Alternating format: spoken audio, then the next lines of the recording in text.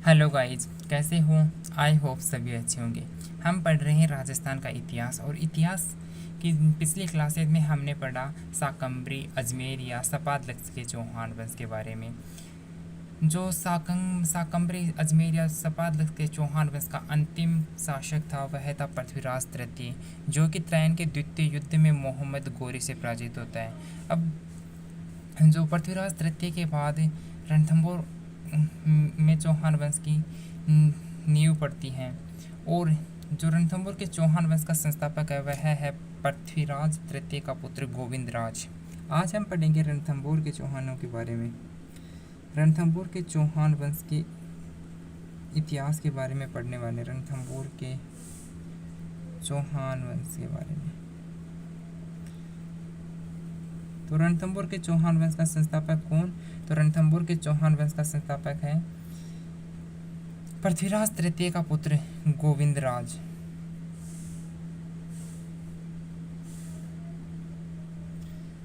गोविंदराज पहले अजमेर शाकंभरी के चौहान वंश का शासक बनता है, लेकिन जो पृथ्वीराज तृतीय का भाई है हरिराज, वह गोविंदराज को गद्दी से हटाकर स्वयं शासक बनता है।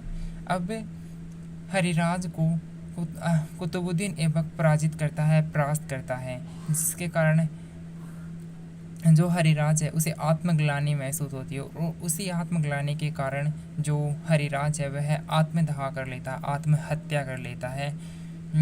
और कुतुबुद्दीन ऐबक अजमेर में अपने सूबेदार को नियुक्त करता है। और जो पृथ्वीराज तृतीय का पुत्र था गोविंदराज, उसे रणथंभौर का शासक नियुक्त करता है। कब? 1194 ईस्वी में। तो 1194 ईस्वी के आसपास रणथंभौर के चौहान वंश की नींव पड़ती है। रणथंभौर के चौहान वंश की स्थापना होती है। तो रणथंभौर के चौहान वंश का संस्थापक कौन? तो रणथंभौर के चौहान वंश का संस्थापक है अजमेर या शाकंभरी के अंतिम चौहान वंशी राजा पृथ्वीराज तृतीय का पुत्र गोविंदराज। गोविंदराज रणथंभौर में चौहान वंश की स्थापना करता है। अब हम आगे बात करें तो जो गोविंदराज है इसके शासनकाल में कुछ विशेष घटना घटित नहीं हुई। अब जो गोविंदराज तृतीय है उसके बाद जो शासक बनता है रणथंभौर के चौहान वंश का वह है वल्लन देव। गोविंदराज तृतीय का पुत्र वल्लन देव या वल्हन। जो वल्लन देव है यह है पहले तो जो दिल्ली सल्तनत का शासक कुतुबुद्दीन ऐबक था उसके प्रति तो वफादार रहता है। अब जब 1210 ईस्वी के आसपास कुतुबुद्दीन ऐबक की मृत्यु हो जाती है तो वल्लन देव जो दिल्ली सुल्तान बनता है इल्तुतमिश, उसकी अवज्ञा करने लग जाता है, जिसके कारण इल्तुतमिश ने 1226 ईस्वी के आसपास रणथंभौर पर आक्रमण किया। 1226 ईस्वी में जो इल्तुतमिश है उसने रणथंभौर पर आक्रमण किया और वल्लन देव को परास्त किया। बाद में वल्लन देव बचकर भाग जाते हैं। अब इसी क्रम में वल्लन देव के बाद जो अगला चौहान वंशी राजा बनता है वह बनता है प्रहलाद। प्रहलाद के बाद जो चौहान वंश का रणथंभौर के चौहान वंश का शासक बनता है वीर नारायण। वीर नारायण की बात करें तो वीर नारायण ने इल्तुतमिश की सेना का सफलतापूर्वक नेतृत्व किया। मतलब जो इल्तुतमिश है उसकी सेना को पराजित किया वीर नारायण ने। उसके बाद इल्तुतमिश की सेना को पराजित किया। बाद में वीर नारायण को है इल्तुतमिश दिल्ली बुलवाकर धोखे से मरवा देता है, हत्या करवा देता है वीर नारायण की। वीर नारायण के बाद अगर हम बात करें जो शासक बनता है वह है वीर नारायण का पुत्र बनता है बाघभट्ट। बाघभट्ट चौहान वंश का शासक बनता है। रणथंभौर के चौहान वंश का अगला शासक बना बाघभट्ट। बाघभट्ट के समय दिल्ली सल्तनत पर जो शासक है वह है रजिया सुल्तान का, जो पहली मुस्लिम महिला शासिका बनी। 1236 ईस्वी में अपने पिता इल्तुतमिश की मृत्यु के बाद जो शासक बनी दिल्ली की सल्तनत की वह है रजिया सुल्तान। भारत की प्रथम महिला शासिका या प्रथम मुस्लिम महिला शासिका कौन? तो वह है रजिया सुल्तान। अब रजिया सुल्तान ने भी रणथंभौर के बढ़ते हुए वर्चस्व को देखकर उसे दबाने की कोशिश की और रजिया सुल्तान ने है अपने सेनापति जो रजिया सुल्तान का सेनापति वह है कुतुबुद्दीन हसन। कुतुबुद्दीन हसन के नेतृत्व में रणथंबोर पर आक्रमण किया, लेकिन कुतुबुद्दीन हसन है वह रणथंबोर पर विजय प्राप्त नहीं कर सका, ऐसा पर रहा। बाद में जो रजिया सुल्तान ने कुतुबुद्दीन हसन के नेतृत्व में रणथंबोर पर आक्रमण करती है, लेकिन कुतुबुद्दीन हसन है वह रणथंबोर को जीत नहीं पाया। उसके बाद अगर हम बात करें कि जो रणथंबोर के चौहान वंश का सबसे प्रतापी शासक है, रणथंबोर के चौहानों का इतिहास जिस पर केंद्रित है, टिका हुआ है, वह है हमीरदेव चौहान, जो अपने हट के लिए प्रसिद्ध है। हमीरदेव चौहान। हमीरदेव चौहान की सत्ता शुरू होती है 1282 ईस्वी से। हमीरदेव 1282 से 1301 ईस्वी तक रणथंबोर के चौहान वंश का शासक रहा, और रणथंबोर के चौहान वंश का अंतिम शासक भी हमीरदेव चौहान ही है। अगर हम बात करें हमीरदेव चौहान की, तो हमीरदेव चौहान के बारे में, जो हमीरदेव है यह रणथंबोर के चौहान वंश का सबसे प्रतापी शासक है, सबसे वीर राजा है। अगर हम बात करें जो हमीरदेव चौहान है इसके पिता के बारे में, तो हमीरदेव के चौहान के पिता का नाम है जेत्र सिंह या जयसिम्हा, जो अपने पिता के बाद शासक बनता है। जयसिम्हा के बाद शासक कौन बना रणथंबोर वंश का? वह है हमीरदेव चौहान। जो हमीरदेव है वह 1282 ईस्वी में रणथंबोर का शासक बना। हमीरदेव के समय जो दिल्ली सल्तनत पर शासक था वह खिलजी वंश का था। खिलजी वंश का संस्थापक जो था वह था जलालुद्दीन खिलजी। जलालुद्दीन फिरोज शाह खिलजी।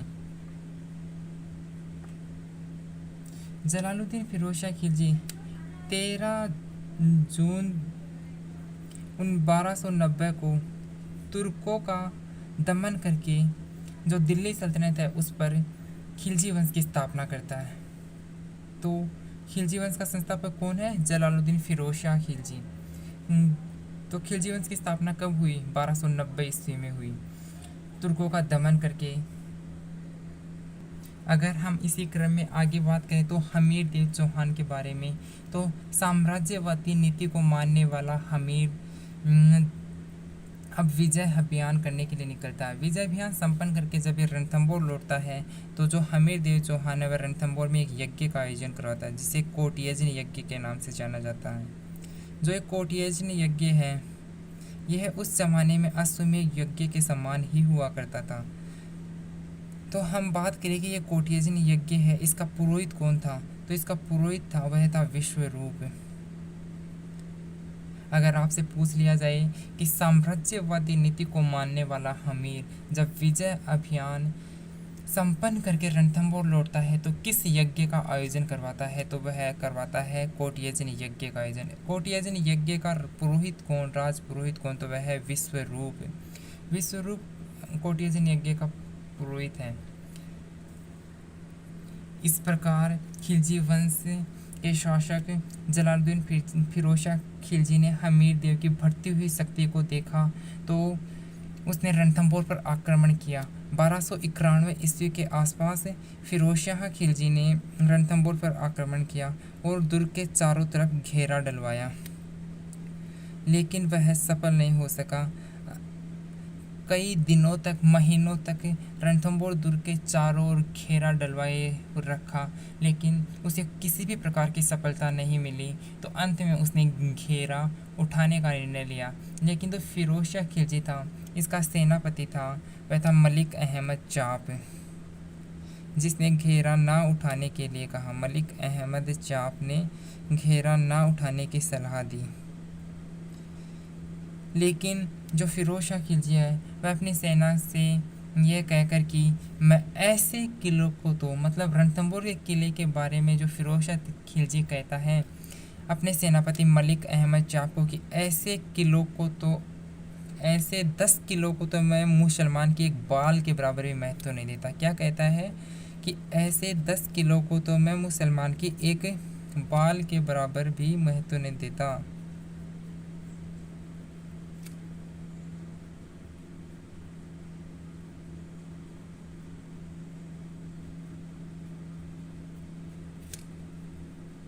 ऐसे 10 के लोगों तो मुसलमान की एक बाल के बराबर भी महत्व नहीं देता।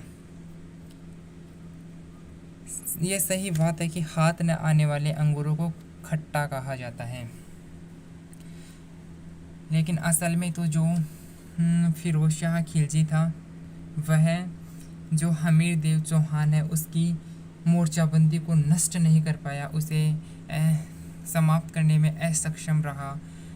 बाद में यह कहकर घेरा हटवा लिया कि ऐसे 10 किलो को तो मैं एक मुसलमान के बाल के बराबर भी महत्व नहीं देता, और 1291 ईस्वी में ही दिल्ली की तरफ अपनी सेना सहित कूच कर गया। अब 1296 ईस्वी में दिल्ली पर शासन सत्ता शुरू होती है जलालुद्दीन फिरोज शाह खिलजी के दामाद या भतीजे अलाउद्दीन खिलजी की। अलाउद्दीन खिलजी 1296 में अपने जो ये फिरोज शाह खिलजी उसकी हत्या करके दिल्ली सल्तनत का शासक बनता है। अलाउद्दीन खिलजी भी अपनी साम्राज्यवादी नीति के लिए बहुत ही प्रसिद्ध है। जब अलाउद्दीन खिलजी फिरोज शाह खिलजी की हत्या करके दिल्ली का सुल्तान बना, तो अलाउद्दीन खिलजी ने शासन बनते ही चौहानों की नवोदित शक्ति को सहन नहीं कर सका। मतलब जो चौहान है वह अपनी शक्ति साम्राज्य का विस्तार कर रहे थे, जिसे है वो अलाउद्दीन खिलजी सहन नहीं कर सका, और अलाउद्दीन खिलजी ने भी रणथंभौर पर आक्रमण करने की सोची। उसी समय जो 1299 ईस्वी में अलाउद्दीन खिलजी है, वह अपनी सेना को गुजरात अभियान पर भेजता है। मंगोल शासक था मोहम्मद शाह, उसके नेतृत्व में अपनी सेना को गुजरात अभियान पर भेजता है। लेकिन जब अलाउद्दीन की खिलजी की सेना सफल अभियान करके लौट रही है, तो जालोर के निकट इसकी सेना में मतभेद हो जाता है, क्योंकि जो धन लूट कर लेकर आए थे उसके बंटवारे को लेकर अलाउद्दीन खिलजी की सेना के मध्य विवाद हो जाता है, मतभेद हो जाता है। इसके बाद हमीर महाकाव्य के अनुसार, हमीर महाकाव्य के रचयिता कौन? तो हमीर महाकाव्य के जो रचयिता है वह है नयन चंद्र सूरी। नयन चंद्र सूरी।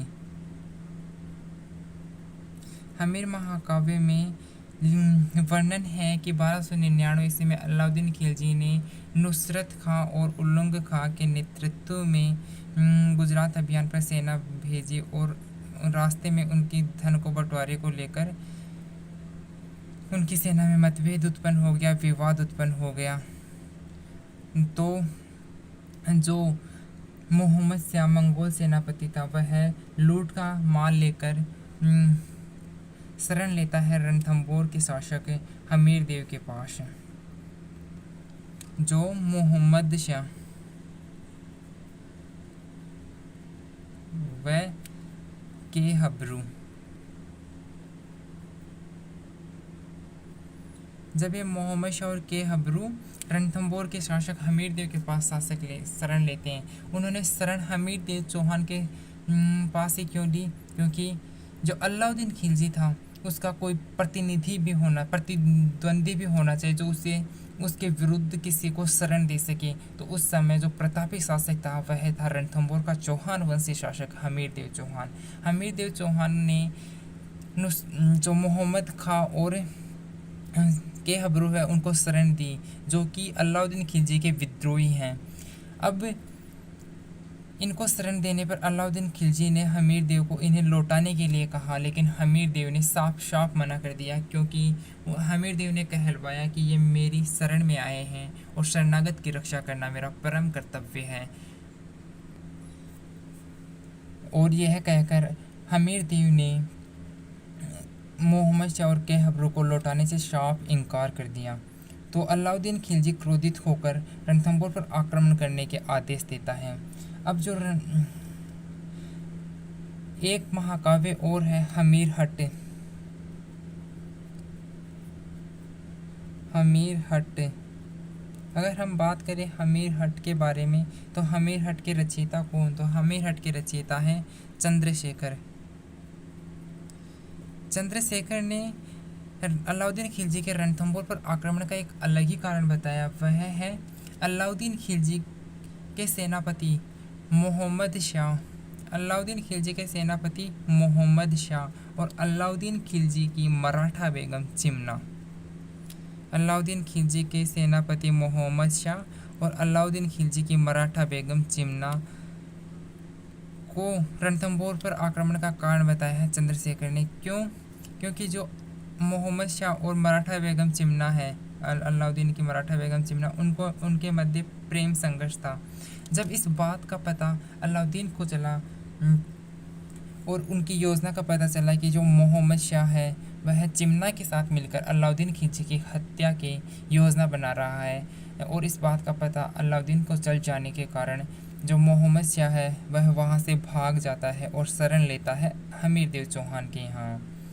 तो जो अलाउद्दीन खिलजी और हमीरदेव चौहान के मध्य संघर्ष उत्पन्न हो जाते हैं, युद्ध के हालात उत्पन्न हो जाते हैं। और हमीरदेव अपने हट के लिए प्रसिद्ध है। इसने मोहम्मद शाह व के हबरू को अलाउद्दीन खिलजी को सौंपने से साफ इनकार कर दिया, जिससे अलाउद्दीन खिलजी और क्रोधित हो जाते हैं और अलाउद्दीन रणथंभौर पर आक्रमण कर देता है। इनमें से चाहे जो भी कारण रहा हो, जो चिमना या मोहम्मद शाह रहा हो या मोहम्मद शाह के हबरू रहा हो, लेकिन वास्तविकता में तो इधर जो रणथंभौर का शासक हमीर है वह अपनी शक्ति व साम्राज्य को बढ़ा रहा था, और उधर अलाउद्दीन खिलजी संपूर्ण भारत को अपने अधीन करने के लिए आतुर था, व्याकुल था। तो दोनों में संघर्ष होना स्वाभाविक ही था। अगर हम बात करें आगे, तो अब जो अलाउद्दीन खिलजी है वह 1299 ईस्वी में रणथंभौर पर आक्रमण करने के लिए सेना भेजी। 1299 ईस्वी में रणथंभौर पर आक्रमण करने के लिए सेना भेजी। किसके नेतृत्व में भेजी? तो वह भेजी नुसरत खां और उल्लुग खां के नेतृत्व में सेना भेजी। नुसरत खां और उल्लुग खां के नेतृत्व पर रणथंभौर पर आक्रमण करने के लिए सेना भेजी। शाही सेना रणथंभौर को जीतने से पहले रणथंभौर के मार्ग की कुंजी कहलाने वाले, रणथंभौर की कुंजी कहलाने वाले, रणथंभौर की चाबी कहलाने वाले झाई या झाइन के किले को जीतना जरूरी था। जो रास्ते में पड़ता था रणथंभौर को जीतने के लिए, झाई या झाइन, जिसे चाइन भी कहा गया है, रणथंभौर या झाई या झाइन के किले को जीतने के बाद ही रणथंभौर के किले को जीता जा सकता था। जो रणथंभौर का किला था उसकी कुंजी कौन सा दुर्ग है, कौन सा किला है? तो वह है झाई या झाइन का किला। अगर हम बात करें झाई या झाइन के किले की, तो ये कहाँ पर स्थित है? यह स्थित है सवाई माधोपुर की खंडार तहसील में। खंडार तहसील में एक जगह है छाण, जहाँ पर यह किला, झाइन का किला स्थित है, जिसे रणथंभौर दुर्ग की कुंजी कहा जाता है, चाबी कहा जाता है। इसको जीते बिना रणथंभौर को जीतने की कल्पना मात्र भी नहीं की जा सकती। तो अलाउद्दीन खिलजी के सेनापति नुसरत खां और उल्लुग खां हैं, उन्होंने पहले झाइन के किले पर आक्रमण किया, और यहाँ जो झाइन के किले का प्रबंधक था वह था गुरुदास सैनी। गुरुदास सैनी ने जो खिलजी सेना थी उसका सामना किया, लेकिन गुरुदास सैनी की हत्या हो जाती है, वह इस संघर्ष में मारा जाता है।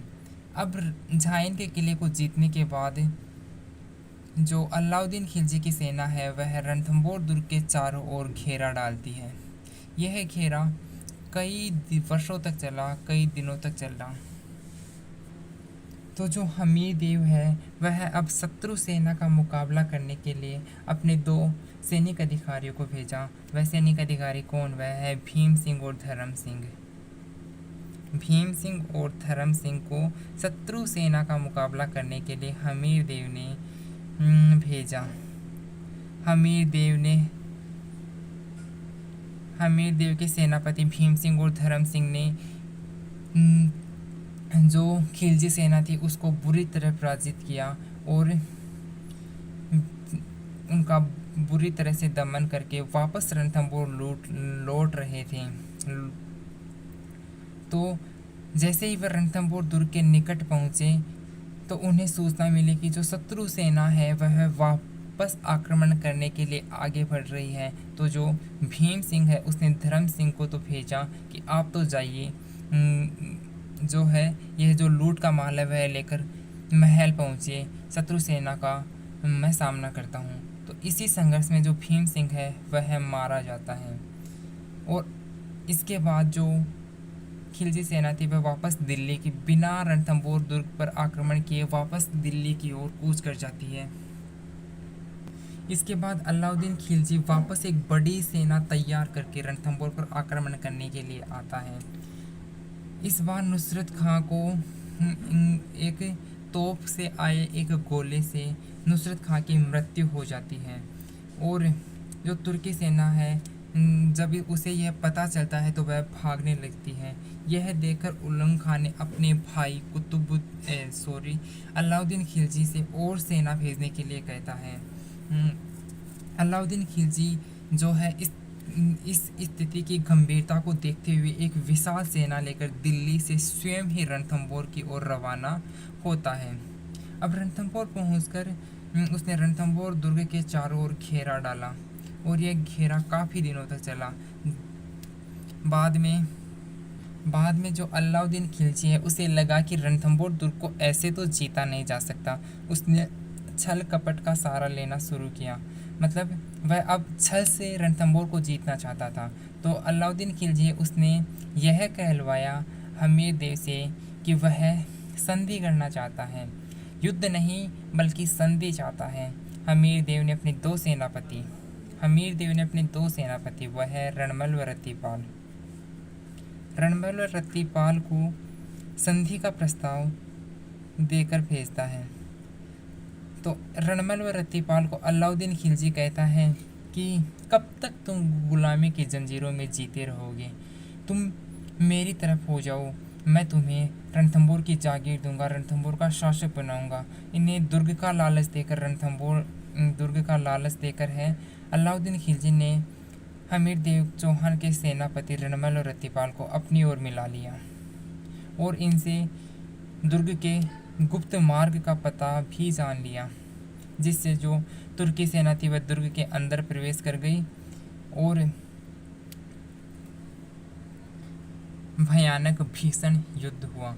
लेकिन कुछ इतिहासकारों के अनुसार जो अलाउद्दीन खिलजी है इसने रणथंभौर दुर्ग के चारों ओर घेरा डाला, वह कई वर्षों तक चला, जिसके कारण जो रणथंभौर दुर्ग है इसके भीतर खाद्य सामग्री थी वह नष्ट हो चुकी थी, मतलब ख़त्म हो चुकी थी, खाद्य सामग्री का अभाव हो चुका था, जिसके कारण हमीर देव ने रणथंभौर दुर्ग के दरवाजे खोल दिए और युद्ध करते हुए वीरगति को प्राप्त हुआ।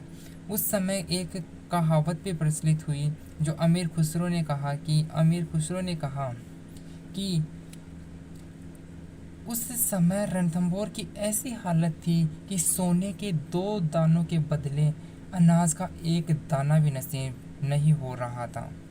अमीर खुसरो ने कहा कि सोने के 2 दानों के बदले अनाज का 1 दाना भी नसीब नहीं हो रहा था। ऐसी स्थिति में हमीर देव ने दुर्ग के फाटक खोल दिए और आक्रमण कर दिया तुर्की सेना पर, जिसमें हमीर देव तो लड़ता हुआ वीर गति को प्राप्त हुआ और हमीर देव की रानी रंगा देवी ने अपने चरित्र की रक्षा के लिए, अपनी मान मर्यादा की रक्षा के लिए रंगा देवी व पुत्री पद्मला ने जौहर किया। यह राजस्थान का प्रथम शाखा कहलाया। शाखा होता है जब जो केसरिया प्लस जौहर, केसरिया और जौहर साथ होता है तो वह कहलाता है शाखा। केसरिया मतलब जो पुरुष होते हैं वह केसरिया वस्त्र धारण करके लड़ते हुए वीर गति को प्राप्त होते हैं, उसे केसरिया कहा जाता है। और जौहर, जब जो वीरांगनाएं होती है वह अपने चरित्र या मान मर्यादा की रक्षा के लिए जलती हुई चिता में कूदकर अपने आप को समाप्त कर लेती है, तो वह जौहर कहलाता है। और जब केसरिया और जौहर एक साथ होते हैं तो वह साका कहलाता है। रणथंभौर का पहला साका या राजस्थान का पहला साका 11 जुलाई 1301 में हुआ।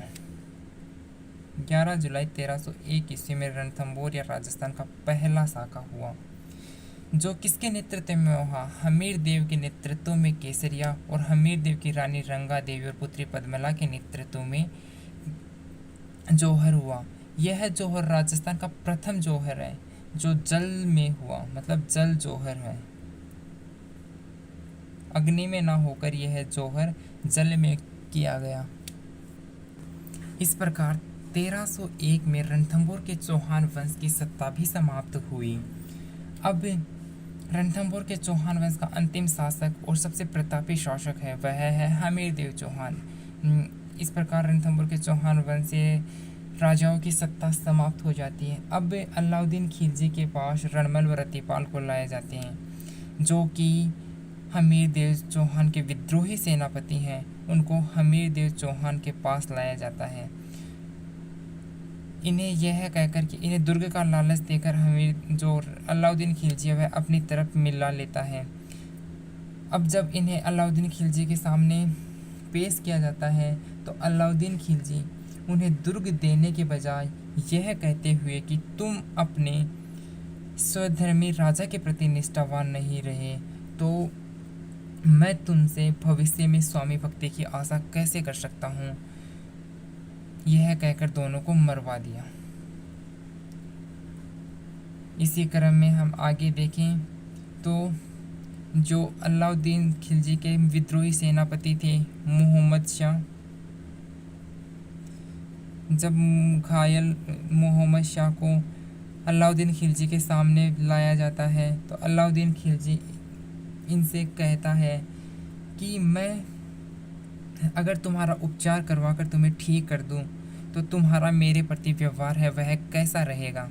अलाउद्दीन खिलजी मोहम्मद शाह को कहता है कि अगर मैं तुम्हारा उपचार करवा कर ठीक कर दूं तो तुम्हारा व्यवहार मेरे प्रति कैसा रहेगा। तो जो मोहम्मद शाह है वह कहता है कि मैं ठीक होने के बाद 2 कार्य करूँगा, पहला तो तेरी हत्या करूँगा और दूसरा हमीर देव के किसी वंशीय राजा को रणथंभौर की गद्दी पर बिठाऊंगा। यह सुनकर अलाउद्दीन खिलजी बहुत नाराज हुए और मोहम्मद शाह की भी हत्या करवा देते हैं। अब रणथंभौर दुर्ग पर विजय पाने के बाद जो अलाउद्दीन खिलजी है उसने अपने सेनापति उलुंग खां को रणथंभौर का शासक या प्रबंधक नियुक्त करता है। रणथंभौर विजय के बाद अलाउद्दीन खिलजी ने रणथंभौर का शासक किसे नियुक्त किया तो वह अपने सेनापति उलुंग खां को रणथंभौर का शासक नियुक्त करता है। और जो रणथंभौर विजय के बाद इतिहासकार अमीर खुसरो ने कहा कि आज कुफ्र का गढ़ इस्लाम का घर हो गया। अलाउद्दीन खिलजी की रणथंभौर विजय पर जो अमीर खुसरो था उसने कहा कि आज कुफ्र का गढ़ इस्लाम का घर हो गया, मीन्स इस्लाम का घर हो गया। इस प्रकार जो रणथंभौर के चौहान वंश से राजाओं की सत्ता समाप्त होती है और हमीर देव अपने हट के लिए अपने वचन से बाज नहीं आया, उसने अपने शरण में आए हुए व्यक्ति को वापस नहीं लौटाया, चाहे उसे उसके लिए अपने पूरे परिवार का ही बलिदान क्यों न देना पड़ा, उसने अपने वचन को निभाया। उसी समय हमीर देव के बारे में एक दोहा प्रचलन में आया, वह है सिंह सवन सतपुरुष वचन। सिंह सवन सतपुरुष वचन।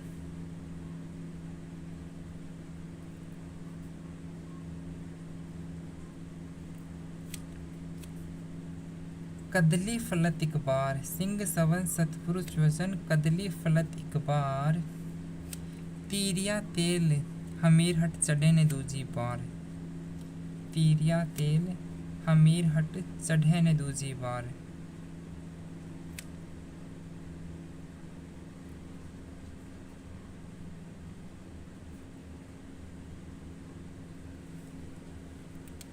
कि सिंह सवन सतपुरुष वचन कदली फलत इक बार, तीरिया तेल हमीर हट चढ़े ने दूजी बार।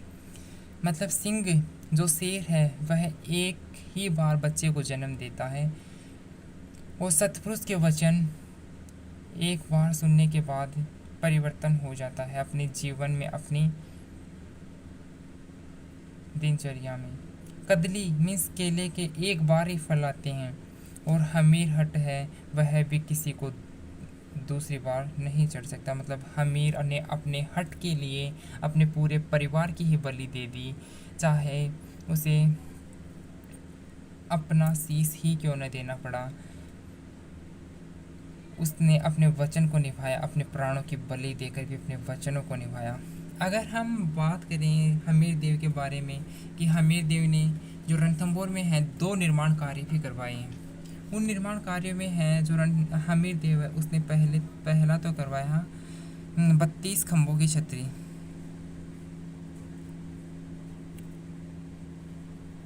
जो ये 32 खंभों की छतरी है इसे न्याय की छतरी भी कहा जाता है, न्याय की छतरी भी कहा जाता है।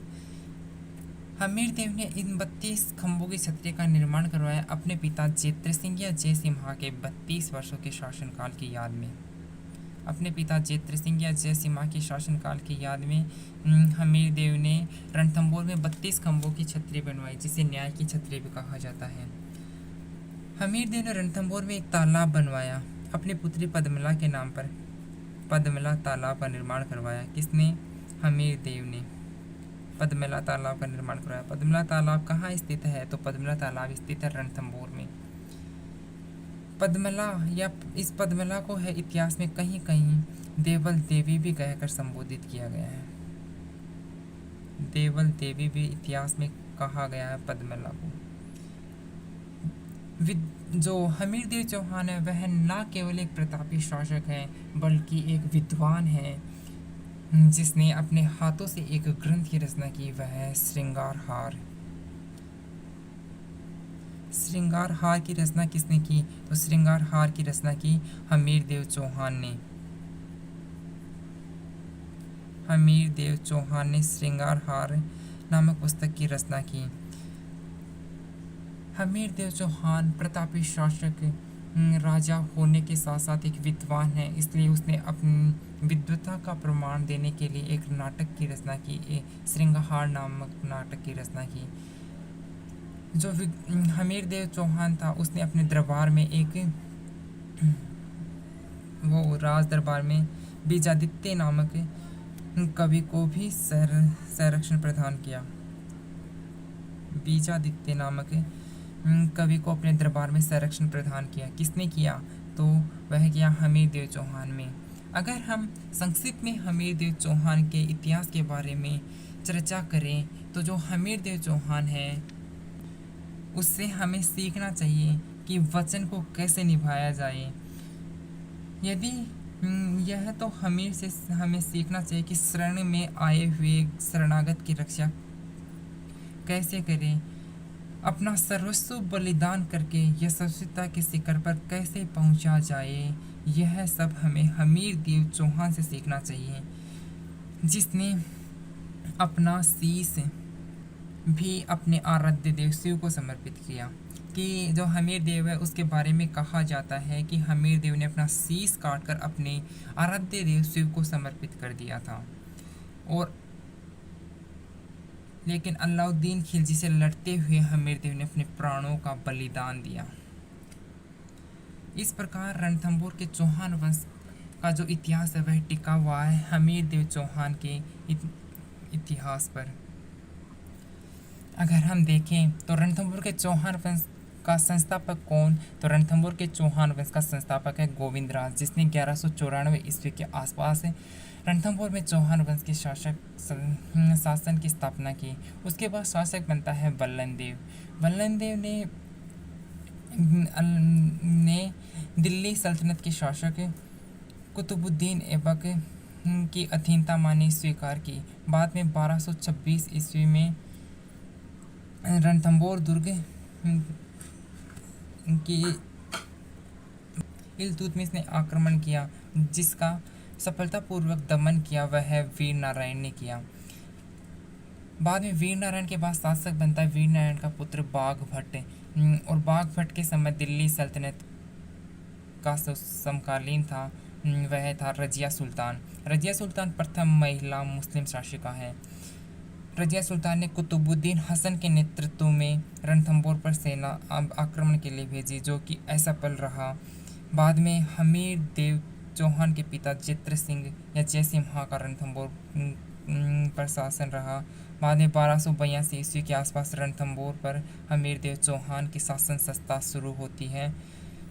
और हमीर देव के समकालीन दिल्ली सल्तनत के शासक वह है जलालुद्दीन फिरोज शाह खिलजी, जिसने 1290 में जो है रणथंभौर पर आक्रमण किया, लेकिन वह रणथंभौर को जीतने में असफल रहा। बाद में 1296 ईस्वी में जलालुद्दीन फिरोज शाह खिलजी की हत्या करके अलाउद्दीन खिलजी दिल्ली सल्तनत का शासक बनता है।